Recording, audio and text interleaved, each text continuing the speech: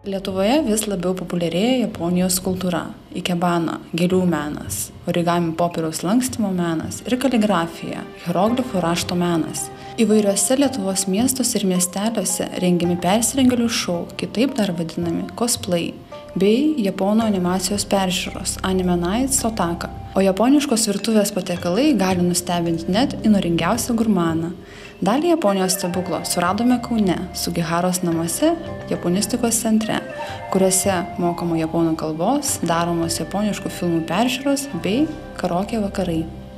Na, iš tiesų, mes esame pakankamai atskirti geografiškai nuo miesto centro, esame ant kalno, nors vieta labai graži, ąžuolyno pats vidurys. Ir japonams šita vieta yra turbūt svarbiausia vieta, apskritai kiek tiktais yra Lietuvoje vietų. Dėl to japonų turistai čia nuolat važiuoja į Sugiharos namus, kadangi pats pastatas yra labai artimai susijęs su Chijūne Sugiharos, tai yra diplomato gyvenimu, kadangi jisai čia yra gyvenęs, čia dirbo ir čia įvykdė savo garsų žygdarbį, tai yra išgelbėjo žydų gyvybės. Visų yra sunkiau grįžus į Lietuvą negu nuvažiavus į Japoniją, tai yra tas atvirkštinis kultūrinis šokas. Nes nuvažiavus į Japoniją iš tiesų tu dažniausiai būni priimtas labai gerai. Šalis, kurioje yra pakankamai paprasta gyventi, kur esi gerai aprūpintas dažniausiai, ypač važiuodamas studijuoti. Grįžus į Lietuvą viskas jau būna kitaip. Ir iš tiesų tai yra man sunkiausia. Kartais japonų kalboje tiesiog vienas smulkus ištarimas kažkokio garso netaip jau gali visiškai pakeisti prasmę.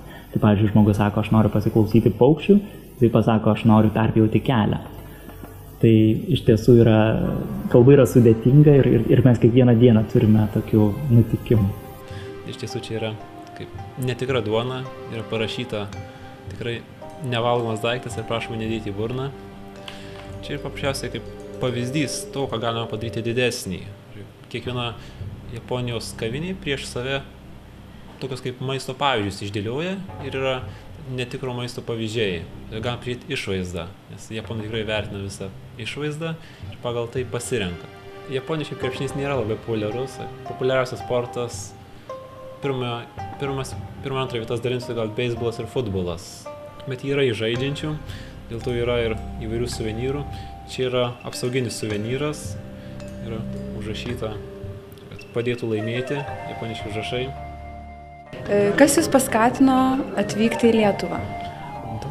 なんでリトアニアに行きましたか？リトアニア？私は3年前にこのリトアニアにヨーロッパ文化 Jau prieš 3 metus jinai išgirdo, kad Vilnius bus Europos kultūros sostinė ir norėjo visiems pristatyti japonišką kimono.